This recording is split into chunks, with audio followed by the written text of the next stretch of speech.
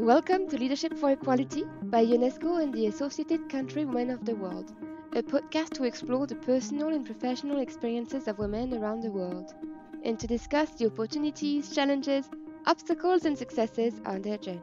We will ask our guests what leadership means to them and ask them to share their stories and ideas that will inspire more women to embrace leadership and be embraced as leaders. Hi, we are your hosts. I am Garance Sarlat. And I'm Newland. As the 2024 Paris Olympic Games start today, we want to explore women's leadership and decision-making within sports and the sports industry, where women continue to face discrimination, gender-based violence, and fight for equal recognition and pay. I'm delighted to introduce our first guest, Benny Bonsu. Ghanaian born and London raised, Benny has spent 16 years as a broadcast journalist and writer for the NBA, and is now Director of Daily Content at Olympic Channel Services, where she continues to inspire worldwide with her charismatic leadership and advocacy for gender equality in sport and in media. Benny, your journey in a traditionally male-dominated industry has been incredibly inspirational. Could you share with us some of the key challenges that you've encountered and maybe some of the key solutions that you've implemented to overcome them? First of all, thank you for having me on this podcast. It is a privilege to be able to add my voice. I started as an athlete very young. And we're not talking about millions or hundreds of years ago. So we're talking about only 15 years ago. And you realize that for me, and I always say this, not only being a woman, but also being a woman of color in that space was very uncomfortable for many people. And it being uncomfortable for many people was triple uncomfortable for me, because I would always go into work and realize that people were judging why I was there. Is she here because she knows somebody? Is she here because she's sleeping with somebody? She's only here to tick a box, not the fact that I actually have the knowledge and the skill and the experience to talk about sports like men. That's some of the challenges I had, but also the other challenges I had is that I was paid less than majority of the people within the industry. And also I didn't always get the nice assignments. It was the leftover assignments that I had. It was a challenge for me trying to fight big institutions on why they should give me the opportunity, why I should be the person that is reporting this game or writing the story. When I found out that, I decided I'm gonna write basketball on my own. I'm gonna start my own blog. I'm going to use social platforms to my advantage. Now I'm at a table. Now I'm a decision maker. Now I can decide I'm going to be intentional when I'm hiring. I'm not going to hire other men to the table. I'm going to hire diverse women to the table that have the same passion for sports like I do, that can talk about sports like men, and in most cases can talk better about sports than men. That's how you challenge this issue of gender equality when it comes to sports. It's not good to do sports with just male voices on sports. No, it's not good just to have women voices. We actually need both. There's something from your answer that really captivates me, is that we see this in all fields, is that women have to prove that they are competent because they are assumed to be incompetent from the get-go. Whereas for men, it's the other way around. It's the thing that we also have inside of ourselves. Many women, and there are studies for this, that show we would not apply for a job if we don't have 100% and maybe 10% more of the qualifications compared to men who sometimes just tick a few things and are like, okay, I'll go and give it a try. It's something that you decided to overcome maybe your own biases and say, okay, I need to do it because this is what I'm passionate about. And that takes me to my second question, which is that you've used stories, and this is a really powerful tool to empower other female athletes. I mean, we've seen so many male journalists asking, women to just twirl and show the outfits rather than talk about their training and the accomplishments. For you, can you maybe give an example of how having the diverse teams that you have now has made a significant positive impact? If we don't tell that story, we can't inspire change. For me, my career always, I've never believed in writing a headline to sensationalize a story just to get the fame for the 5 minutes. I don't care for that. I care about telling the real stories for the athletes. And in telling these stories, it's not solely about the athletes, it's about the community around the athletes that enable the athlete to be an athlete. There's been some incredible stories. You look at an athlete like LeBron James. A kid from Akron had nothing, and now he's one of the world's best athletes in the world. Not just an athlete. There are athletes like Allyson Felix who used her platform to champion athletes that are pregnant. That, you know, we didn't know that female athletes were scared to be pregnant because they would lose their sponsorship. But Allyson Felix made that a big deal, left a brand because the brand would, you know, say, if you're not back within a month or two of having a child, we're going to, you know, take the sponsorship away. She used her platform to highlight those issues. You have Simone Biles, who talked about her sexual abuse. Today, we've talked about gender-based violence. How do we change that? We change that by allowing and giving the athletes a platform to tell their stories, for them to tell us their lived experiences, for us to understand, for us to educate.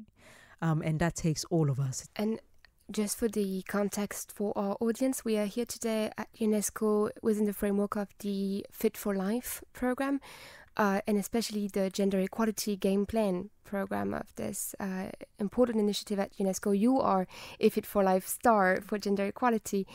And this morning we had the chance to have a conversation with Aimée Oudiou, who's also shared her story through a documentary and shared the stories of countless other athletes to disclose the issue of gender-based violence and sexual abuse in sports.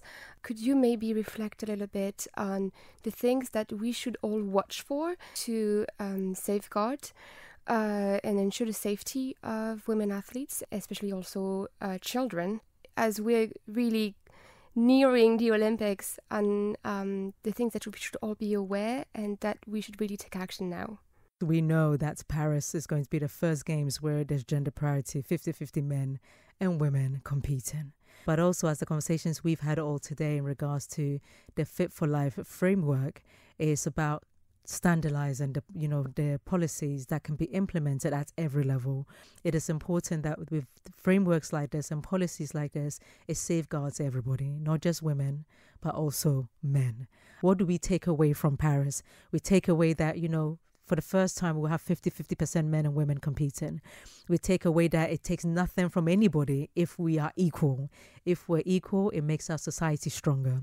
But also we take away that sports is a great tool that brings all of us together to have uncomfortable conversations, to come up with resolutions that can really inspire change. And I believe that this summer in Paris, that's what people should be looking to, but also be excited.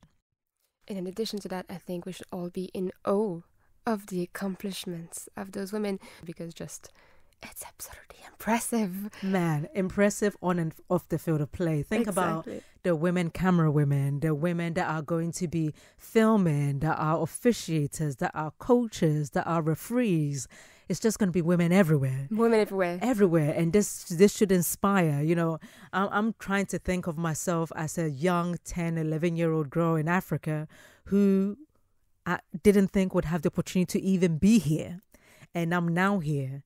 And I'm thinking of this young girl in Africa that's going to be watching the games this summer, that's going to look at it and go, wow, do you remember Paris 2024, where it was 50-50 men and women competing? And this is why I want to work in sports, because I saw a camera person that was a woman, because I saw a broadcaster that was a woman, because I saw a woman win the 100 meters, or because I saw a basketball team do this. That's what we want to do, because I was that girl. I was that girl back in Tottenham. I was that girl back in Africa. I didn't know that I wanted to be a director. I didn't know that I wanted to be a broadcaster. I didn't know that I was going to end up on BBC World Service. I didn't know I was going to be on NBA, but I knew I had a passion for writing. And years later, I am here. So I hope this summer really inspires change. And I want the people out there, parents, fathers, brothers, uncles, grandpas, everybody to look at it and see as an opportunity to inspire change for all. And this is also what this podcast is about. It's about women in leadership, but this is also about women breaking barriers. We now turn to our second guest, Félicité Rwemarika. Since 2017, she has been a member of the International Olympic Committee and today is involved with the Olympism 365 Commission and the Gender Equality, Diversity and Inclusion Commission. She is the founder of the Organisation of Kigali Women in Sports, or AQUOS, with the mission to empower East African women, starting from Rwanda, through sports and education. AQUOS empowers young women in Rwanda by making the most of football and sports. The tournaments that you organise are also platforms for providing young women with information and facilitating conversations around sexual and reproductive health and rights, along the way addressing teenage pregnancy. How is that perceived? What feedback do you get? Can you tell us a little more about how it actually works? Our organization, that is the Organization of Women in Sports, had the new idea of using sports as a channel or as a platform whereby you can use the campaign to the society for social change. So we targeted the young girls who are getting pregnant at the earliest age, so that we may train them to participate in sport. And within that, there's education on family planning, on sexual reproductive health, and also their rights. Because we realize that these young ladies are getting pregnant because of not having the information. They have no information on family planning, they have no information on sexual reproductive health. And with our Rwandan culture, mothers don't speak out these issues, whereby I find that these young girls are falling in that trap. So we have used sports by, first of all, training them to know their rights, training them about that information for the few days workshops, and then participate in sports activities. They create clubs, and wherever they go for practice, they have time to sit and talk about those issues that they have been trained. There's still a lot of challenge, especially on cultural norms or traditional beliefs against the gender roles. That's number one. The cultural norms are still on top. This is why we're having these challenges that believe that sports is only for boys and men, but no woman should participate in sports. That's the first challenge. Also, you find that there's no family support. You find that parents say, let the boys go and play, and let the girls go to clean the classroom, let them go to clean the domestic call, let them take care of the house. That's also another challenge. And also the biggest challenge is media representation. You realize that wherever there are competition, their championship, they only mention about men's championship, their goals, their scores, but you find that for women, they don't even announce their competition, and then people think they don't even survive. And then with this, it brings a very big challenge because the youth will not listen, will not hear that there are some girls out there playing so that they may pick up that interest. The parents still insist on the cultural norms. No girl should go out. So we need a lot of work with the media so that we may use it for sensitization. There's also policy and governance. Lack of representation in leadership position. This is something that is very crucial.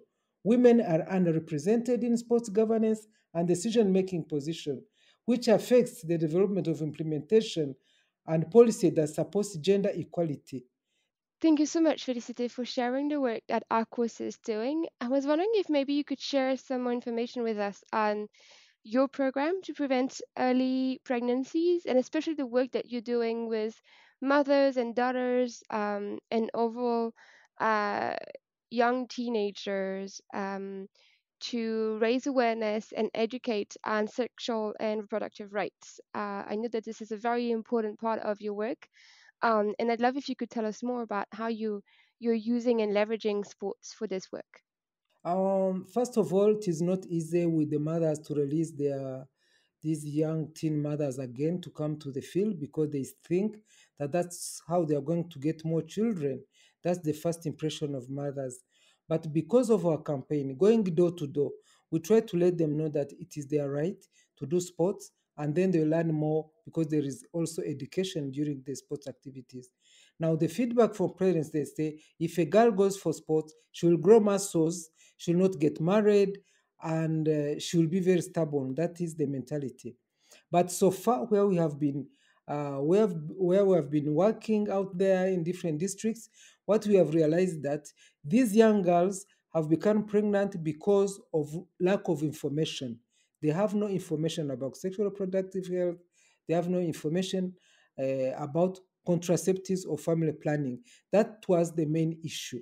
Second issue is that it was the first time they were having conversation on sex reproductive health, whereby they were so much surprised that they didn't know that they they can use those contraceptives and that they have the right to say no wherever they don't feel like. The third thing was that they were able uh, to understand the pathways in case you are violated, in case you are raped. Where do you go?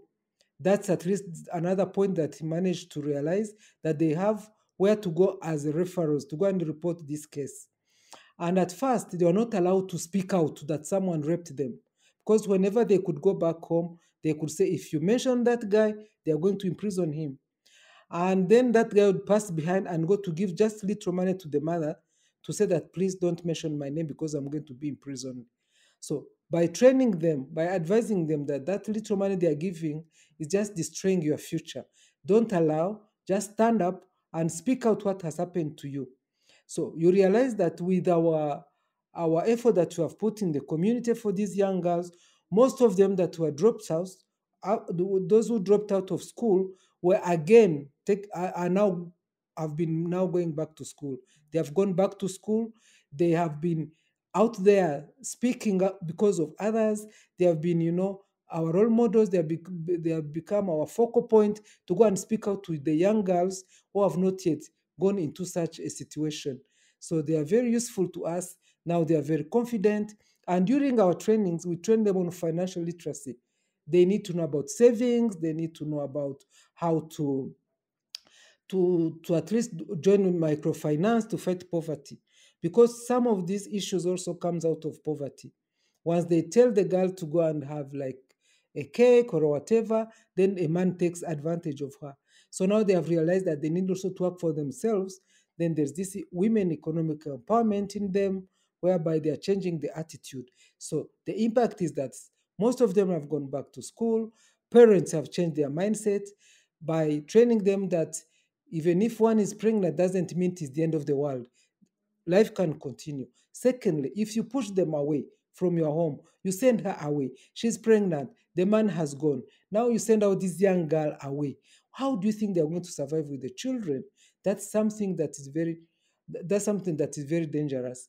Another thing that we do is that when they come back for training, they come back for seminars, we also hire at least a maid to take care of those of their children, so that they are able to go to school, so that they are able to play the game. So there's a lot of strategies that we need to use, and we have seen the impact within these 5 years that we have invested in these young girls. We know, of course, that sports is a powerful tool for well-being and self-esteem and resilience, social cohesion. It's a driver of strength for individuals and for societies. And of course, that's what you're using also in your work, and in your work also as part of the Olympics. I think there's important things to say about using sports to change mindsets, to change attitudes, um, to create the good that we want to see in the world. Could you maybe elaborate on your point of view on this? With this, I can emphasize that though I've reached all this far, it was not easy. It was not a straight path. There was a lot of frustrations, because we believe that wherever there is change, there is a lot of constraints, especially in mentality. So uh, we need not to be discouraged. We need to be patient and be determined and be focused. This is when we are going to win all these issues, by changing the mentality. But if we remain behind and we think that these people are going to think because of us, we are not going to go there. We need to fight hard, go in leadership position, so that they may make decisions when we are there, but they should not decide for us. So everyone must understand this and know that with sports there is health, with sports there is unity, and also there is economical empowerment.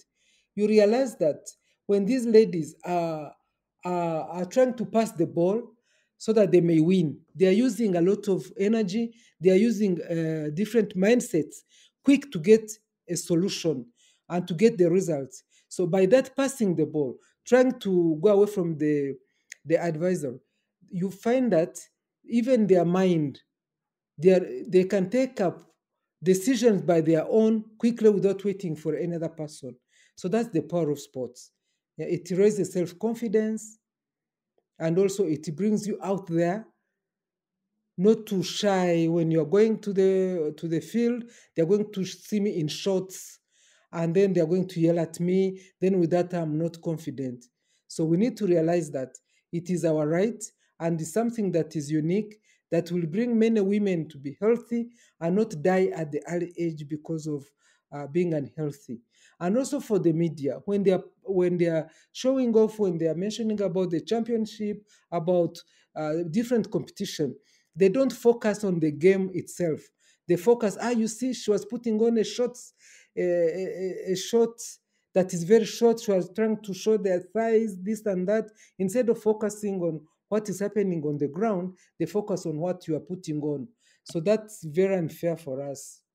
But I think with the International Olympic Committee, they have made sure that in every federation, in every National Olympic Committee, at least 30% is observed. They have realized that with the athletes, we need to be 50-50. And it is coming up, it is working. In a few years, we shall be 50-50. We are now delighted to welcome Aimée Oudiou to the podcast. Aimée, you're a former top-level international runner. You were selected 10 times for the French national athletics team, and you won 3 international medals.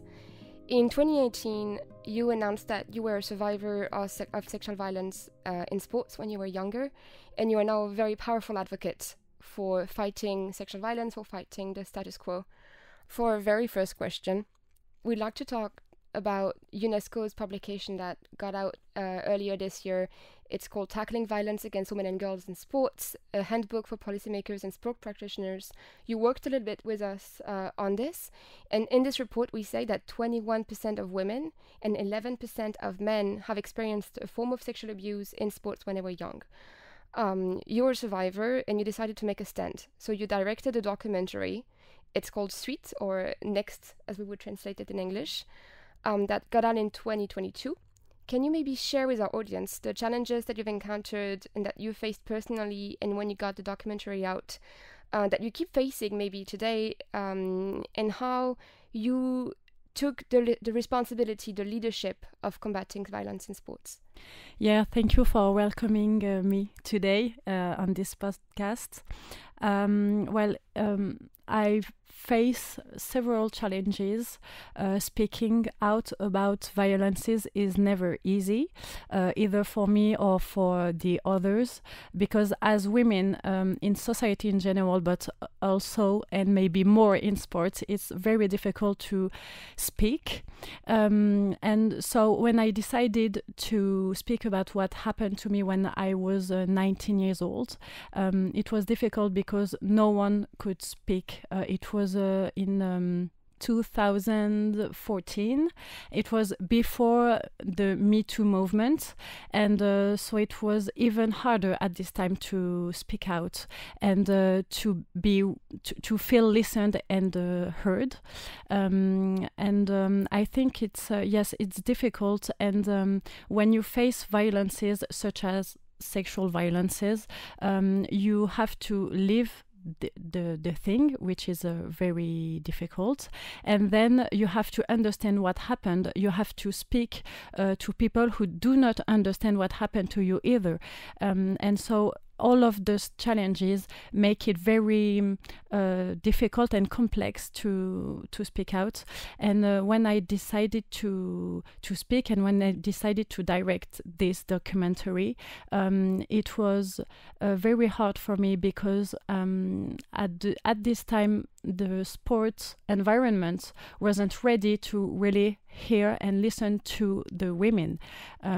So I think that I cannot wait for this particular sports environment to be ready. We have to go through boundaries and to fight, and that's what I did, and that's what all these amazing women who are speaking in this documentary did. They didn't wait them to be allowed to speak, and they just spoke and just told everybody what they lived in a safe place, in a place where they knew I would believe them, and they knew other people would believe them. And we can feel, and I can feel, that there is a gap even today, even just before the Olympics. There is a gap between women deciding to speak and the sport environment, which is again very reluctant to let these women speak, and to let the survivors feel respected and feel protected. So there is this gap, and we must fight to make this gap thinner and thinner through time. It's very important that we talk about the responsibility of the entire sports community, the entire sports industry. So you're providing a platform for several women athletes to speak out. You amplify their voices. You take your responsibility as an athlete, as a survivor, to not only speak out, but also provide support for other women to speak out. I'm wondering, what are your calls to actions or your demands from the sports community in terms of taking action now? What must they do? I think it's very important for the sport community to understand that they must take their responsibility, because for the moment it's the survivors who are speaking and who are trying to change things, but it's something that I think a lot of us are tired because it must be a collective response, and it must be something that make all of the system change. And for the moment, there are few athletes and there are few survivors who are trying their best every day, and they are trying to survive themselves, but also make others feel less alone. And I think this cannot last forever. And that's why the work of UNESCO that we mentioned is very, very important, because it makes us feel supported, and it makes us believe that the change is possible, which is not always the case when we face different sport federations or even our sports ministry. We need to be supported, and we need them to really to really make changes, because a lot of us are tired, and a lot of us need things to change and to evolve. You're right. So you need a full ecosystem change, basically. Absolutely. And I think it might be interesting for our audience to know that today at UNESCO headquarters, there is a big conference that's called the Change the Game Conference. It's global. And there are many ministers coming to join forces, join hands, to make sure that this system also change at all levels. And that's also why you're here, and why you're providing them with your insight, your inputs, to make sure that survivors' recommendations are integrated in their plans of action. It's all about context, and the Olympics are near. Can you maybe share some of your key recommendations also for making sure that the Paris Olympics this year are the most inclusive, the most safe games ever? There are very concrete steps that must be taken, right, to ensure and safeguard the security of all women and all athletes generally. Whether it's for the Olympics or the Paralympics right after? I think that first of all, we need to recognize that there will be violences during this Olympics. There will be sexual violence, psychological, physical violences. We need to recognize that so we can move forward. And for the steps, I think that it's a good thing that we start speaking about the things, because there was a big silence around those topics. No one wanted to speak about it, but it's very, very important, very crucial to speak about it. So it's a very good first step that we are all here together to speak about this. And then I think that we have to prioritize the women and the girls who are speaking, because we are here to speak about them a bit more than men. Men are living violences too, but today we are speaking about women and girls, and we need to make sure that they are believed when they speak about violences. We need to make sure also that everybody know their rights and everybody know what violences are, because when I lived the sexual violences, I didn't even know it was violences, and I didn't even know it was prohibited by the law, you know.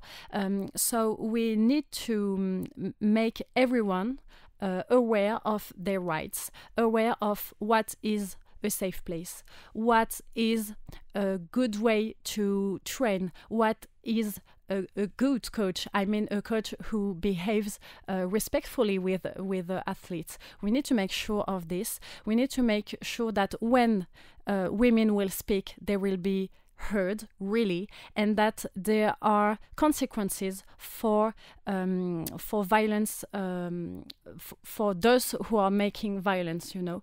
And I think all of the steps will make sports safer, and will make girls and women feel safe, feel really safe, and feel very really empowered in the sport.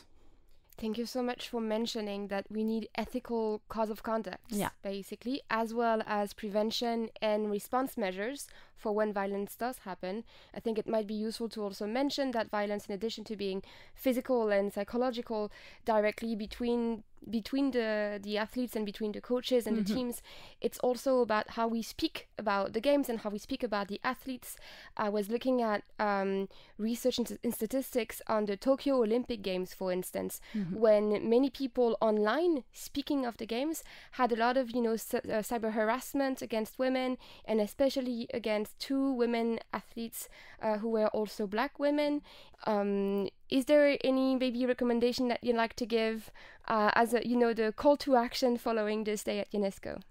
Yeah, I like to say that I know Olympics are a great way okay.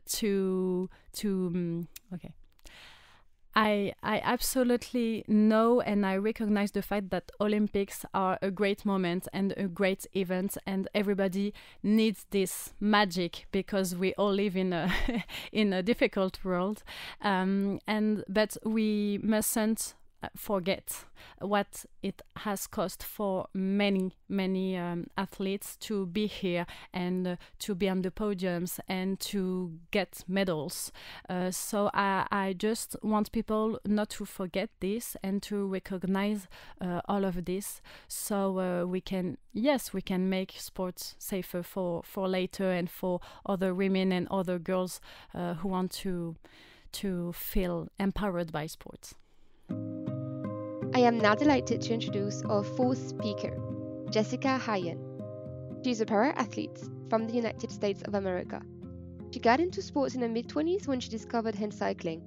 She now travels all over the country to participate in marathons, and nothing seems to stop her.